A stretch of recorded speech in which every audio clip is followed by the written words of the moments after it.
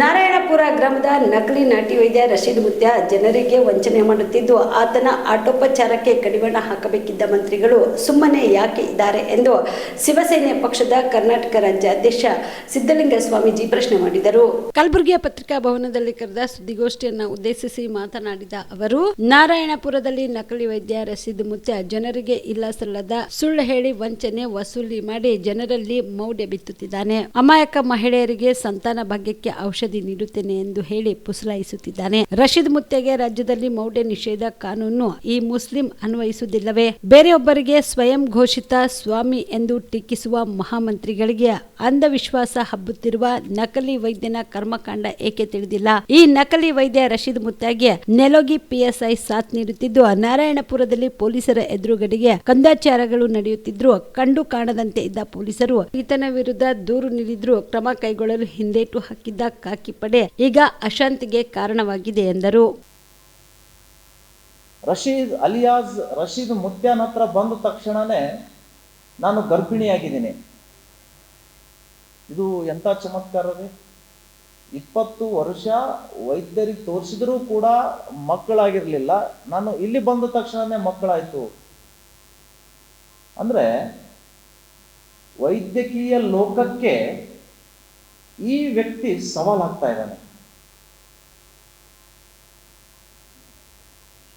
ಮತ್ತೊಂದು ಕಡೆ ಒಂದು ಸಣ್ಣ ಒಂದು 12-13 ವರ್ಷದ ಬಾಲಕಿ ಜೊತೆ ಮಾತಾಡ್ತಾನೆ. ಈ ಇವಳಿಗೆ ಮಾತು ಬರ್ತಿರ್ಲಿಲ್ಲ. ನನ್ನ ಕಡೆ ಬಂದ ತಕ್ಷಣನೇ ಅವ್ವ ಅಂತಾಳೆ, ಅಪ್ಪ ಅಂತಾಳೆ, ಅಣ್ಣ ಅಂತಿದ್ದಾಳೆ. ಎಂತ ಶಕ್ತಿ ಸರ್ ಇದು!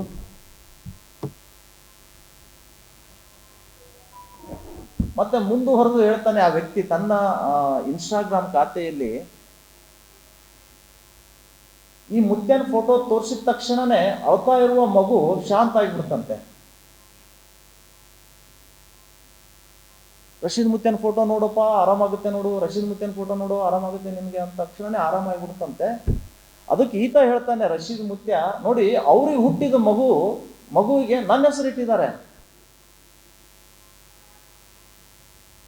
ಇದು ವ್ಯವಸ್ಥಿತವಾಗಿ ಜನರನ್ನ ಮರುಳು ಮಾಡುವಂತಹ ಕೃತ್ಯ ಇವತ್ತು ಆ ರಶೀದ್ ಗ್ಯಾಂಗ್ ಮಾಡ್ತಾ ಇದೆ.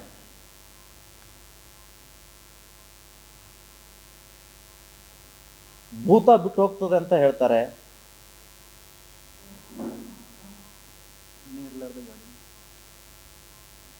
Petrol without petrol motor bike ಅನ್ನ ಚಲಾಯಿಸ್ತೀನಿ ಅಂತ ಹೇಳ್ತಾರೆ.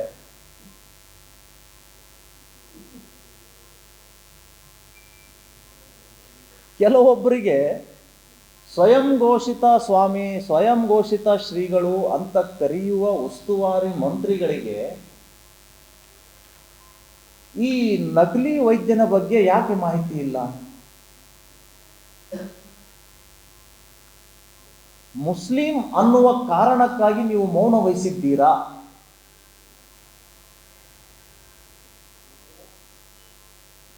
ಮತ್ತು ಈತನ ಎಲ್ಲ ಕಂದಾಚಾರಗಳ ಅಂಧವಿಶ್ವಾಸ ಮೂಡಿಸುವಂತಹ ದೊಂಬುರಾಟಕ್ಕೆ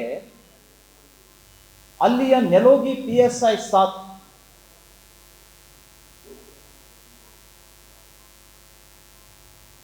ಎರಡು 2016-17ರಲ್ಲಿ ಸಿದ್ದರಾಮಯ್ಯನವರು ಮೌಢ್ಯ ನಿಷೇಧ ಕಾಯ್ದೆ ಕಾನೂನು ಜಾರಿ ಮಾಡಿದ್ದಾರೆ. ಹಾಗಾದ್ರೆ ಇದು ಯಾರ ಸಲುವಾಗಿ? ಆ ಕಾಯ್ದೆಯನ್ನು ಬಳಸ್ಕೊಂಡು ಅಲ್ಲಿಯ ಇನ್ಸ್ಪೆಕ್ಟರ್ ಯಾಕೆ ಈ ವ್ಯಕ್ತಿ ಮೇಲೆ ಕೇಸ್ ಹಾಕಲಿಲ್ಲ? ಯಾಕೆ ಎಚ್ಚರಿಕೆ ಕೊಡಲಿಲ್ಲ? ವಾಪಸ್ ಈ ವ್ಯಕ್ತಿಗೆ ಪ್ರೊಟೆಕ್ಷನ್ ಕೊಡುವಂತಹ ಸರ್ಕಾರಿ ಪ್ರಾಯೋಜಿತ ವೈದ್ಯನನ್ನ ಅಲ್ಲಿ ನೇಮಿಸಿದ್ದಾರೆ. ಜೀವ super speciality trauma emergency 24x7 ತುರ್ತು ಚಿಕಿತ್ಸಾ ಸೌಲಭ್ಯವುಳ್ಳ ಆಸ್ಪತ್ರೆ. ತಜ್ಞ ಅನುಭವಿ ವೈದ್ಯರ ತಂಡದಿಂದ ಜೀವ ಸೂಪರ್ ಸ್ಪೆಷಾಲಿಟಿ ಆಸ್ಪತ್ರೆ ಪ್ರಾರಂಭ. ಕಲಬುರಗಿ ಮೂಲದ ವೈದ್ಯರು ಬೆಂಗಳೂರು, ಹೈದರಾಬಾದ್, ಮುಂಬೈನಲ್ಲಿ ಕಾರ್ಯನಿರ್ವಹಿಸಿದ ತಜ್ಞ ವೈದ್ಯರ ತಂಡದಿಂದ ಇವಾಗ ಕಲಬುರಗಿಯ ಜೀವ ಸೂಪರ್ ಸ್ಪೆಷಾಲಿಟಿ ಆಸ್ಪತ್ರೆಯಲ್ಲಿ ಗುಣಮಟ್ಟದ ಚಿಕಿತ್ಸೆ.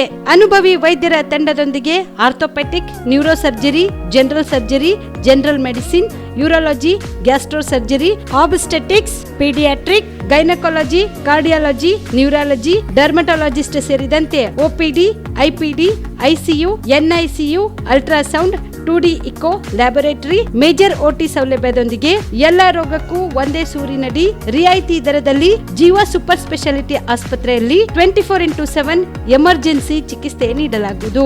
ಹೆಚ್ಚಿನ ಮಾಹಿತಿಗಾಗಿ ಸಂಪರ್ಕಿಸಿ ಜೀವ ಸೂಪರ್ ಸ್ಪೆಷಾಲಿಟಿ ಆಸ್ಪತ್ರೆ, ನ್ಯೂ ಜೇವರ್ಗಿ ರಸ್ತೆ, Santosh colony, Kalaburagi. Mobile number 9380736005 ಗೆ ಸಂಪರ್ಕಿಸಿ.